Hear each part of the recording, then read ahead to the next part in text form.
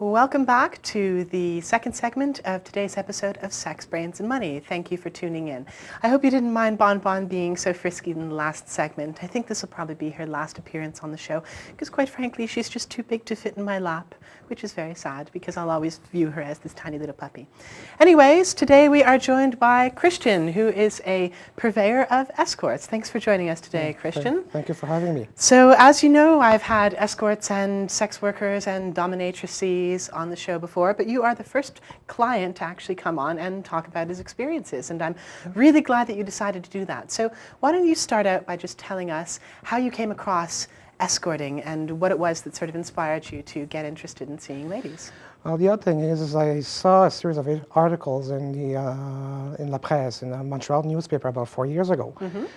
They did some great coverage interviewing clients and escorts and talking about the industry. So for me that was a bit of an eye-opener to see what was out there. So it broke a little bit of the mold, the image that we may have about the escorting world as a city kind of place. So that got me curious as a single guy, living alone. That got me, maybe that's worth looking into. So from there I started looking online, see what was out there, just to get my good perspective on the escorting world. Oh, well, that sounds like a great place to start. And as you know, I've always maintained that if people knew what things were really like in the sex industry, they wouldn't be nearly so quick to judge. So tell us why it is that you decided to start seeing escorts. What was the draw for you? Well, at the age I'm at right now, I'm not the type to go out to bars to meet new people. And speed dating isn't what I'm looking for either. And of course, like many single guys, friends and colleagues try to hook me up with blind dates, which is interesting. I'm glad for them, but it rarely pans out. I mean, being a little bit, growing up and getting older, we're getting a little bit more difficult in what we're looking for. So, which was why I started looking into escorting. More like I see escorts as more of a temporary companion, temporary dates. So you can contact people and see, well, are we a match to begin with? Like like a dating site plus. Okay. We're a dating site where you don't have to worry about, all the silly protocols and stuff about who's making the first move and stuff like that. And it sounds like, it was something that, you just wanted to explore. And like you said, it's the companionship. Yeah, and so you'd say it's a lot more than just about the sex for you then, is that right? That's correct. Yeah. So what would you say the good aspects of the industry are? Like what do you find positive about sex work and seeing these ladies? Well, you can be yourself in chatting with them, as long as you're polite, of course.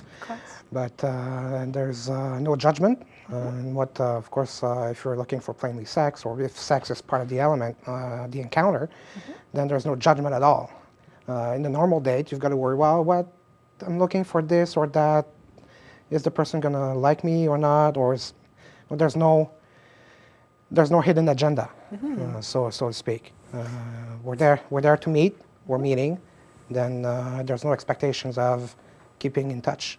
If nobody wants to keep in touch after a meeting, or after a date. Of course. Well, it sounds like it cuts out a lot of the ambiguity and the uncertainty. It does. Makes it a lot more clear-cut, as it were. So how would you describe your relationships with the ladies that you see?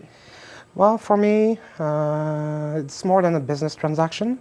For many of the ladies that I'm seeing, there's a few of them now, it's more of a partnership in the sense that we got to know each other over a period of time. So it's like catching up with an old friend, so to speak. So for me, that's what it is, more than a paid encounter, to put it bluntly. So it's a lot more than just about the money, and it's not just a transaction or anything else like that, but it's a shared experience more than anything else. Exactly. Okay, so you've been doing this for a little while. What sort of advice would you give to somebody who's new and wants to start, visiting escorts and getting to know them? Well, read. Where would you recommend that they read? Well, one good place that I'm using would be the Canada Escort Recommendation Board, which is affectionately known as serb.ca. Is that exactly? Right? That's right. Where there's great ladies, great male members. People can give pointers, help each other out, both on the ladies helping the guys out finding somebody that would be a good match for them. Guys helping each other, ladies are helping each other as well. There's lots of good information over there on that side as well. Of course, I'm getting into contact with people and asking questions. And of course, there's nothing shameful about meeting people on such a site, on such a context. And of course, getting to know oneself helps quite a bit.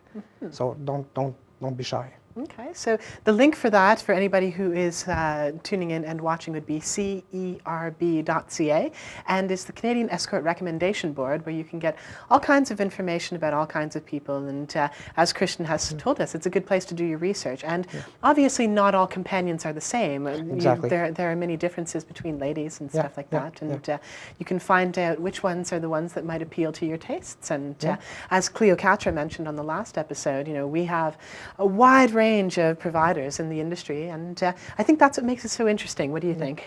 Yeah, that's quite correct. Variety is most certainly the spice of life. Okay, very great. much so. Well, Christian, you know what? Thank you so much for joining us today. I think you do a wonderful job of representing the client side of the industry, and like I've always said, if people knew what it was really about, they wouldn't be quite so quick to judge, and voices like yours can only help us with that. So thank you again for showing up today. Thank you, Nikki. Great. Okay, so we are going to take a quick 2-minute break, and then we will be back with Helen Lee from the Living City Foundation, who's going to tell us about the gifts of nature that they have available for the holidays. Stay tuned.